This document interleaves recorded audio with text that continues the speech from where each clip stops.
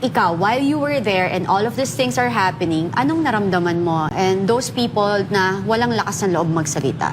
Well, syempre, alam mo, lahat yan members of Congress, lahat may distritong inaalagaan, lahat may gusto, may kailangan ipaglingkod sa publiko.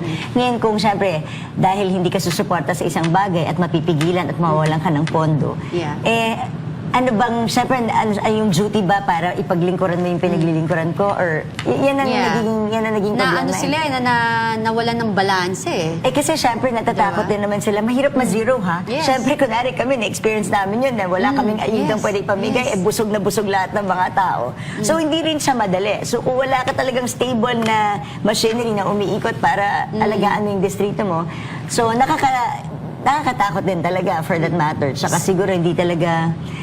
Wala pag syempre galing sa taas. Sana Kombing, may magpulis, no? Kapwa congressman, yung magkaroon ng lakas ng loob. Dapat kasi. Let's say, bawat Congress district, ito yung minimum niya na pwede siya ma-recommend na projects dyan. Above that, yung according to the development plan na dumaan sa NEDA. Unfortunately, kahit hindi pwede namin i-request, minsan, madaming dahilan for it not to be released. You know, pag ayaw ka talagang bigyan ng pondo, lahat naman kayang bigyan ng dahilan eh. Sana kung mayroong tamang, kung legitimate yung rason. Pero sometimes yung rason is something na hindi palatable or hindi mo rin malunok yung rason na ibibigay sa'yo kung bakit wala dapat ata gumawa kayo ng sarili niyong batas sa Kongreso na pag may ganyan, talagang automatic. We should really find a way na yung release of the funds is automatic. Well, actually, the GAA is a release document. Dapat yan, released ka agad. Ano lang ang pwedeng i-FLR? Ang pwede lang i-FLR, number one, lump sum. Walang stationing, walang detalye. Ano FLR? Yun yung for later release. Dito nagkakaroon ng, hindi mo na i-release ang pondo. Yan ba yung sa impeachment? So, na iba. Yung hindi pipirma sa impeachment, lahat kayo FLR. Saan mo naman narinig yan, sis? Basta narinig ko lang may mga bubwit ako dun. So, pero kung tutusin mo, kaya nga ito dapat din i-question, pwedeng i-question din sa Supreme Court. Kasi ang malinaw naman yung GAA, only those na lump sum at may condition like the earmarked revenues and others, ang pwede mong hindi i-release. May conditions, may rules and regulations, paano siya i-release. Yes, nagkaroon ng conditional veto at nakalagay doon upon validation. But the validation doesn't take too long. It should take 1 or 2 months. So, at saka yung validation, sasubmit mo lang yung program of works and all. So, ano siya, hindi siya subjective. Hindi siya subjective. Subject siya sa detail. So, hindi siya dapat nagtatagal. Kailangan may rules and standards. May rules and standards. Rule tayo eh. So, kaya nga ito yung inaaral namin mabuti, hindi ka basta-basta pwedeng mag-FLR. Kasi yung ginawa ng rules ng DBM, hindi na siya consistent dun sa veto message ng Pangulo at hindi na rin siya consistent doon sa GAA namin na pinasa. Okay. And So, may yun yung confusion yun now. yung doon nagkakagulo. Like for example, bigyan ko yung isang halimbawa, yung diniscuss natin. Yung, meron tayong batas, yung SHED, yung Higher Education Development Fund. This is 10 billion. Pero dahil merong executive order na nilabas noon na yung remaining balances kukunin ng Bureau of Treasury.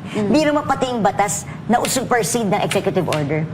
Which should that be? So para makorek mo, tatakbo ka na naman sa Supreme Court. And ang kulit-kulit na namin dito, DBM, i-release mo na yan dahil hindi naman yan dapat sa'yo by law. Pero they won't listen, they refuse to listen. Gusto pa nila tatakbo ka sa Supreme Court. Kasi ganoon naman yung batas eh. Alam niyo, abogado ka. Merong pag-defend dito, merong pag-defend dito, merong lusot sa bawat ano. Kaya Pero dapat kung BA, sa budget hearing ng DBM, mag-strictuhan. Mag-strictuhan. At may guarantee na immediate release according to the GAA.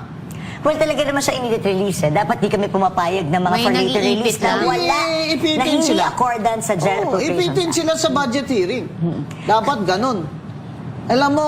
Like, ang sad kasi, para makorek mo siya, you have to go to the Supreme Court and then the courts. When you do that, medyo magtatagal doon. Sana kung mabilis din ng aksyon, then it's so easy to run to courts and to ano. Yun Dahil yung minsan pag may sinasabi ko. abuse of authority already. Yun. Kasi ako DBM, pinag-iinitan ko talaga si hindi ba DBM. dapat speaker ang nagcha-champion ng mga cause ng Well, if you heard congressman? naman Speaker Boji, di ba? Nanawagan siya dun sa speech niya, Hoy, DBM, i-release yun na kaagad yan dahil wala naman kayong dahilan para i-keep yan sa inyo. So I'm happy that Speaker Boji did that. Sana lang daw, sana talaga may makita tayong katotohanan doon na gagawin ng DBM, na makinig talaga ang DBM. Kaya ako sinasabi ko, DBM, follow the law.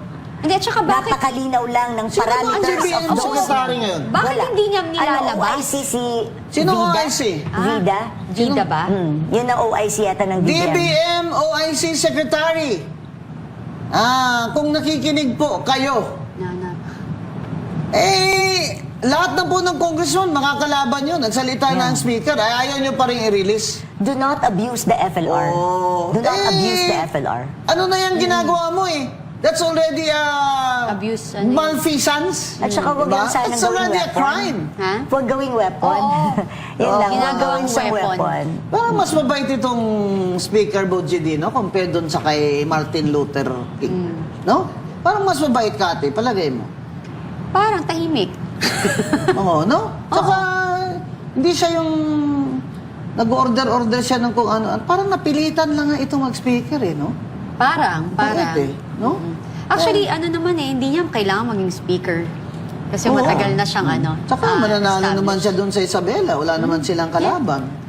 So kung ako sa'yo, Speaker Boji D, kung sumasakit Put your ulo mo- foot down! Oo. Yan! Speaker D! Yes. We are right here behind you! Actually, oo nga, katulad nga niyan, di ba? Ang dami nating nakakaambang crisis. So sana unahin muna natin yun bago yung mga ibang bagay na Oh, pinagkakaabalahan speaking namin. of that, impeachment. So, eto ngayon, nakikita nyo, nakakalungkot na ang House of Representative after lahat ng itong nangyayari sa ating bansa, ang crisis na gera sa labas ng bansa, ay ang kanilang focus is still impeachment ni VP O Sara. bakit na Kong BH, yung kay BBM, complaint versus BBM ay dismissed for insufficiency of substance? Bakit itong kay VP Sara ay what do you call this, the complaint is granted, therefore it is sufficient in form and substance? Actually, isa yan sa bining up ni Congressman Robert Nasal, nag-manifest kami. Every time, kino-compare namin sana doon sa naging parameters or standards nung dinismiss yung kay PBBM. Masyadong mahigpit yun eh. Talagang dapat specific, directly attributable, dapat kaya mong patunayan and all. Pero nung kay VP Sara, tila hindi naging ganun. Kaya yun yung sinasabi namin, parang magkaiba yata yung standards that was set or the BBM parameters. secretary? Dial it now. So, unfortunately, kinestyon yun ni Congressman Terry Ridon at sabi niya, why do we keep on comparing? Why does Congressman Nasal keep on comparing? Eh, syempre, kasi kung ito yung standards nung committee, dapat fair. Kung ano yung Exactly. standards mo sa isa, yun ang standards mo sa lahat na subject to impeachment. Tama naman. Di ka dapat selective. O, dapat yung who, where, what. Ikaw, abogado, who, where, what, how. Dapat sobrang sinasabi specific. nila, ano daw, ang complaint sa kay Bongbong ay kulang sa penultimate facts. Eh, ang kapal naman nun, ang daming aligasyon doon. Oh, never mind now, sabihin ko, ibibigay ko na sa inyo na hindi betrayal of public trust yung pagiging cocaine addict niya. Ibigay ko na yan sa'yo. Pero yung pinirmahan niya, yung budget na yan na 2025 budget na yan, saan na dyan nakila kinuha yung mga flood control, ghost project, binulsa nila mga 1.9 trillion dyan. Kasalanan niya yan, betrayal of public trust talaga yan. It's already, it speaks for itself. The document, his signature there is sufficient in substance. Ang isang pwede mong tignan dyan, Galit na bakit? naman ako, Kati, ha? Anong ulam natin mamaya? Watermelon sinigang.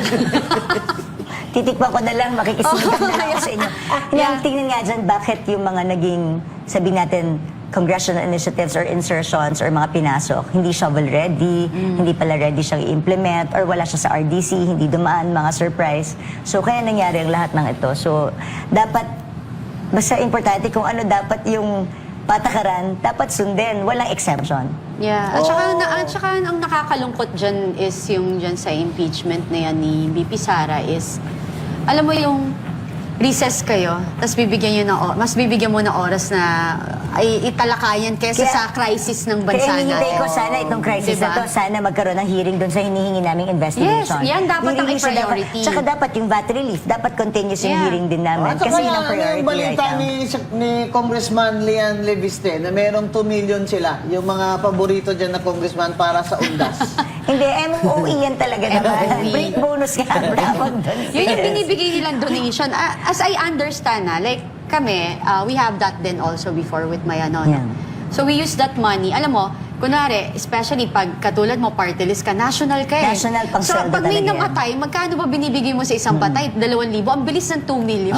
Hindi, tsaka pang sweldo min sa tao. Wala ka na, party list kami. exactly. Pang-donation, MOO siya. Maintenance and operating expenses Yes. goes to salaries that should be covered by Oo. payroll, vouchers, Mga volunteers. sa mga volunteers, yeah. ganyan, no? Hindi yan pwedeng pang bigay ng pambili ng kandila. Kaya naman namin yung ginawang... Jollibee. Kaya namin yung ginawang, di ba, liquidation by certification, yun yung kine-question. Actually, kung pipilitin naman kaming i-liquidate, madaling Wala, i-liquidate oo, ng kasi bawat maliit member lang ng yun Congress. Because it's easy to liquidate. Sa in and out, yung paresibo lahat ng taong Yeah. tumatanggap ng mga solicitations, it's easy. Kaya lang yung ginawang ganon. But that can be corrected. If you really want Yeah. to, that can be corrected. Yung mga senador din naman. Tsaka mga commissioners din Hindi, naman, kasi nga, certification na yan. since- Kaso, ang liit-liit lang naman ng aming mga Electoral reform, actually, allowance naman. education of the voters. Kasi kung alam ng mga botante, ang mga senador, ang trabaho at congressman, ang trabaho gumawa ng batas, Yeah. then hindi sila sa amin hihingi ng pang-araw-araw nilang pangangailangan. Kaya nga ang suggestion ko kung BH, wala na sweldo para hindi natatakbo yung mga mangurakot dyan. Mag-per diem na lang kayo. Tapos, wala nang pork barrel at sasabihin na sa mga tao, wala na kaming Actually, district na mga infrastructure fund na ganyan. Ang Wala na. pinakamadali kasi dyan, kung yung mga social programs ng government Ay, is yun na- directly can be accessed by the Yes. people, they don't need to go to us. Kasi Yes. right now, Oh. as representatives, kami ang kilala nila eh. Yeah. But our department heads kasi, the secretaries, are not really directly communicating to So our they're not constituents. accountable to the people. No, hindi sila napupuntahan. Yun Kaya nga. kami ang napupuntahan. Kaya if that can be corrected, na easily accessible ang AIX, easily Yeah. accessible ang tupad, Tupad, yeah. easily Saka may accessible to accountability. MAIC, then they don't Oo. need to go to us. So that Exactly. is what we have to solve in Congress. Na dapat itong mga social amelioration programs can be easily accessed by the constituents so they don't need to go to the representatives and the senators para hindi indebted sa kanila, hindi indebted sa atin. Oo. Ang indebtedness sa atin kung maganda ang batas na pinasa natin. Correct. Tama, At tama. kung magkano yung But hindi pinasa naman sa dapat indebted. GAA. Trabaho natin yun eh. Oo. Yan sinasabi ko kung BH eh. Dapat patalino-talino na lang eh. Pa-bright-bright na lang dyan sa Congress eh. Boto nyo yung mga bright. Huwag nyo na iboto yung mga hindi na bright, kawatan pa. Hindi lang nasira eh. Hindi lang Nasira bright. talaga eh. Dapat combing, yung may paninindigan, 'di ba? Yung Nasira kayang eh. tumayo, hindi And- tatahimik, Hindi, tapos wala lang. At ang gusto mo, yung mas mapadali sa tao ang Yes. pag-access ng Ng tulong sa serbisyo, kanila. oo. At hindi kailangan may recommendation Eh namin. dati, ang Hindi senador, inaabot ko pa yun. Siyempre, matanda ako sa inyo. Grabe, ang gagaling ng mga senador. Lalo na yung Oo. dito. Kasi dapat, di ba kami, bulag kami kung sino lumalapit. Walang kampihan. Hindi Yeah, porkit kakampi ka exactly. nito, hindi ka binoto. Yeah. Dapat lahat ng humingi ng tulong sa Once inyo. you're distrito, here, Pwede mong bigyan. Pwede Once mong na nakaupo tulungan. ka Kasi na. hindi namin pondo ito. Tama. Diba? This is taxpayers' money. So the selection should be no selection kung sinong nangangailangan. Yeah. Ang pamantayan mo lang is who is in need. Sino Yun. ang naka-confine sa ospital? Kumusta sino kaya ang may kailangan? DSWD? Talaga ba walang politikahan dyan? Kumusta ba ang DSWD? Mga ayuda-ayuda dyan. Naiinis na yung mga tao na 3 million walang trabaho, tapos yung binibigyan nyo daw ng ayuda, bumibili yung iba ng cellphone. Eh, Ako may Diretso mga... sa mall. Eh, hindi naman tama yan. Kasi, kasi kung walang parameters at cash mo lang binibigay, Yeah, actually wala. pinagsabihan ko nga yung DSWD minsan eh. Kung meron na silang quotation na kunwari wheelchair kailangan nila, kunin na yung wheelchair from the supplier directly. Diretso Kasi pag na. binigyan mo yan ng cash, maliligaw yung cash na yun eh. Oo, Kasi totoo maraming yun. ibang priorities pag gutom yung pamilya. Baka yung cash na imbes na ibili ng wheelchair, ibibili ng pagkain. Correct. Eh paano kung biglang pinang-scatter? Doon yung mas masakit na Scatter, yung Online, Maraming ganun. Maraming ganun. Minsan pag nagbigay ang ayuda, pag cash yan, agad. Totoo yan. I Hindi believe in Sino that. ba yung may-ari ng scatter na yan, Ay, ha? hindi ko alam. Paldo na paldo ka na. I don't Oh. know. It's an online slot. Oh, at Diba? saka yung vape. Sino ba may-ari ng nagbibenta ng vape na may monopoly daw? Balita ko, taga Ilocos. Favorite. Ay, wag na kayong bumili ng vape. Masama sa inyo yan. Mag-smoke, masama Naman yan. yan sa inyo. Wala. Simento, sino nagsusmuggling ng simento? Oh. Ang ano ba ang mga balita doon? Ang sama ng mga balita doon. Kasi kung meron tayong social worker for every district, hindi sila pupunta sa mga Yes, congressman. totoo Diretso yan. sila sa DSWD. At saka Kung na- marami tayo nun, ako, that's really my solution for this. At saka Tama. nagagamit din para yan sa matuto politics yung mga tao na, hindi ako rin mas gusto ko na hindi sa amin, ano ka ba ka nalalapit sa amin, may 1 million na bill. Ang kaya lang naman namin ibigay na GL, 10,000, 20,000. Yes, totoo yan. It's just really small para Yeah. makatulong. Pero kung kunwari diretso sila sa ospital, alam nila yung malasakit padamihin, Oo, yung malasakit correct. centers para may nagna-navigate paano kumuha ng tulong sa Yes. PCSO. May Totoo. nagna-navigate paano kumuha ng tulong sa PhilHealth, paano magkulong sa... Kaya dapat mas malaki ang budget dyan sa medical assistance kaysa dun sa ayuda. Malaki Mga naman, cash na cash. Lahat na naman cash. sila malalaki, sis. Lahat sila malalaki. Ang dito lang dapat... Yung paano yung implementation. implementation. Yun At yung saka, kulang. i-involve mo yung private sectors. Kunwari, private. I believe in that.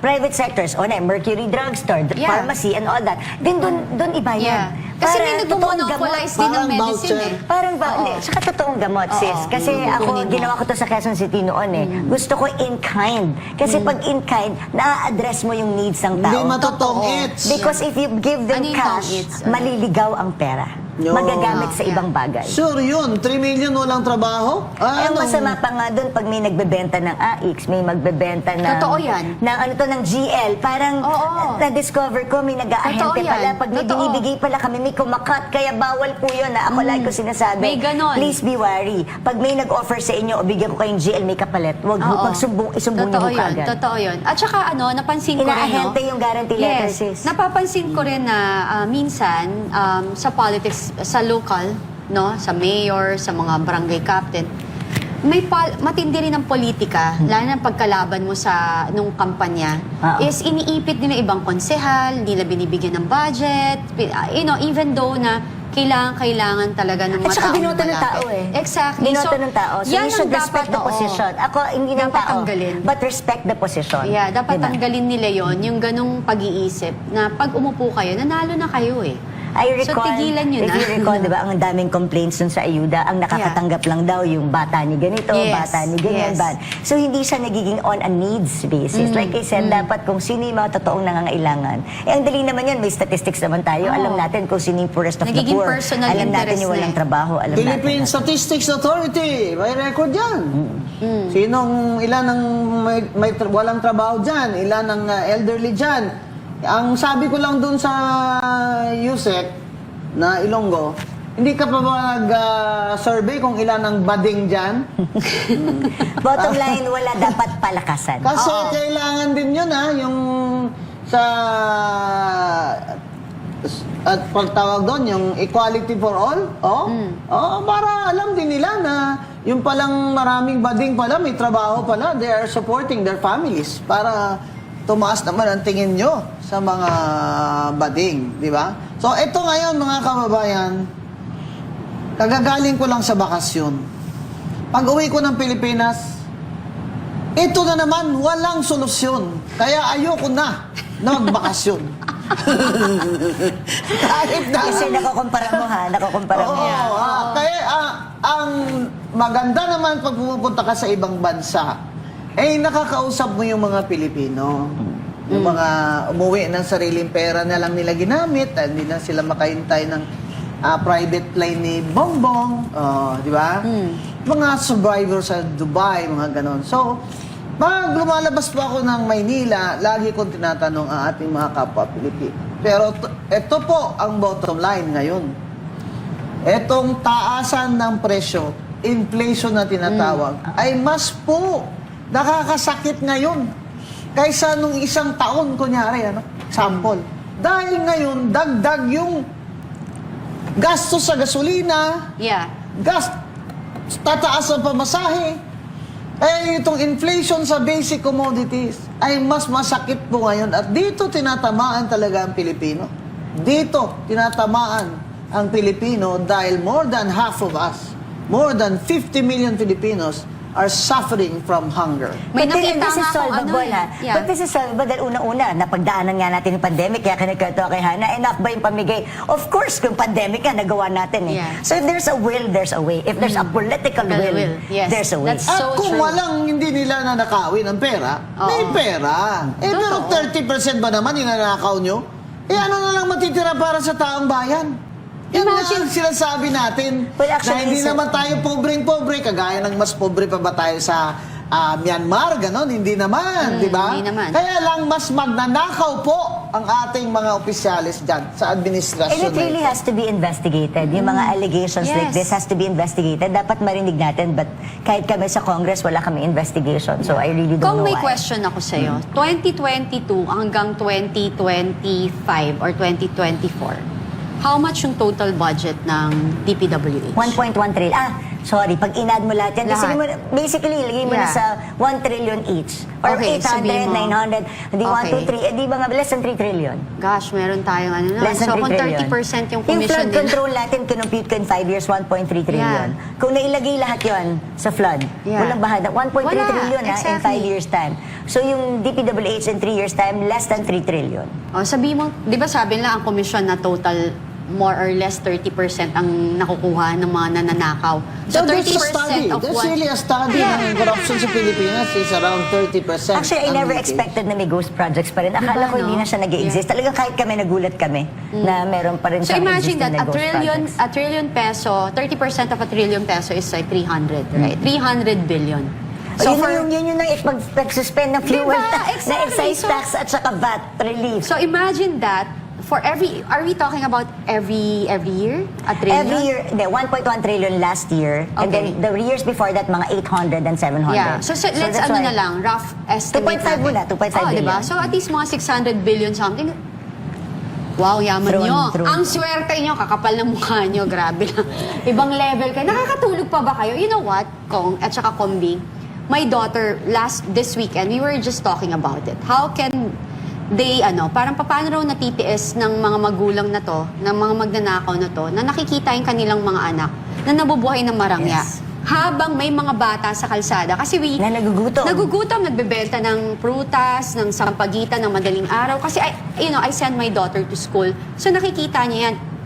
Sabi nga nila, mommy, how can they sleep? Yeah. How can they post in social media that they're living a luxurious life na all of their money are coming from nakaw? Yung ganun. Actually, parang